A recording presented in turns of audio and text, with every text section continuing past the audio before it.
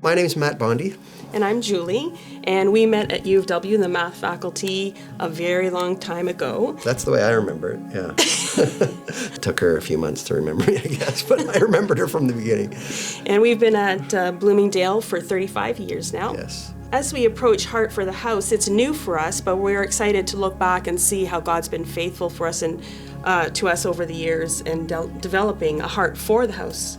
So I remember I went with a bunch of guys to a men's retreat, guys from the church, and I don't even remember what the teaching was at the time, but I remember the Lord doing sort of surgery on my heart, and I got this revelation out of Deuteronomy 8:18 that the purpose for wealth was to be able to establish God's kingdom. It was at that point that I realized that I was not about kingdom at all when I was at work. It was all just about career, which was completely the wrong perspective.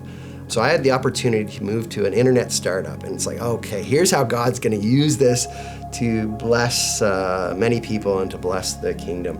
And it wasn't too long before I was there, just within months, that I felt there was some really serious integrity issues going on in the organization.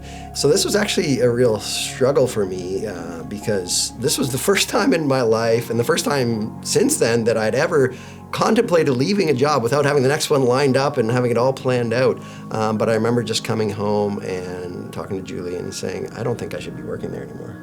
And I was really happy that he wasn't going to work there anymore because the integrity issues were that great and it was not what God would have wanted. And so we just had to continue to trust God. Right after that, a couple in the church, the guy had lost his job.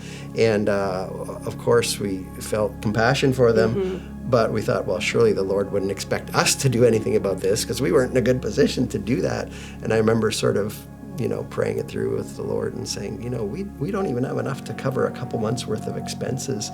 And we just felt at our heart that this couple didn't have enough to cover a couple of weeks of groceries. And so they're in a much more difficult situation than we were. So we kind of did the big swallow.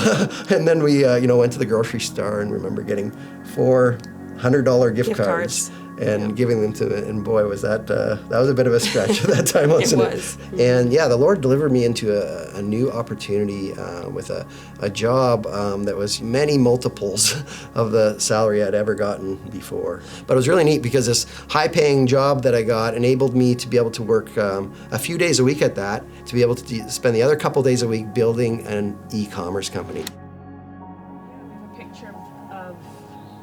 Now I see, okay, well, here's what the Lord's going to do, right? He's going to use this to be able to build this massive company that'll funnel millions of dollars into God's kingdom. The first few years, there was a lot going on and we were building and it was exciting. But then, we hit the dot-com bust, and that was a very difficult time because the world went from the internet's going to run our whole lives to this thing is a fad. So this is the kind of environment that we were trying to build our e-commerce company in. We had pretty much run out of money in our business bank account and in our personal account. And I remember saying, Lord, the mortgage is due on Friday, and this was earlier in the week. We have no money. Yeah, so we just didn't know how we were going to get to the next day. But the next day came and some income came in, and we were able to pay our mortgage that Friday. And that was probably the lowest point where we were just like, this is not working at all. And it wasn't the kind of thing that, it lasted a week or two. This lasted a long time. And he would go out to the office in the mornings, just take the Bible, his journal, and he would sit there and just pray and say, God, I trust you. I don't know where the money is going to come from, but I trust you. And every day it was... Yeah, it was hard, but every day just dig in and hold on to God like crazy.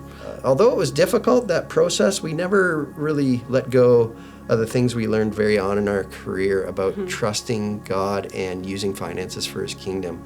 And, I think we've kind of gotten to this place where we can speak like Paul did in Philippians to be able to say, we've had a lot and, and we've had our income completely obliterated sometimes, and this has happened multiple times in our career, but yet at this point we've come to be content in all these situations, and we've never had a situation where God didn't provide for our needs. That's right. Right? We don't have the context yet for Heart for the House since it's new to us, but we see over and over again how God has been faithful to provide for us, whether we've had lots or whether we've had little.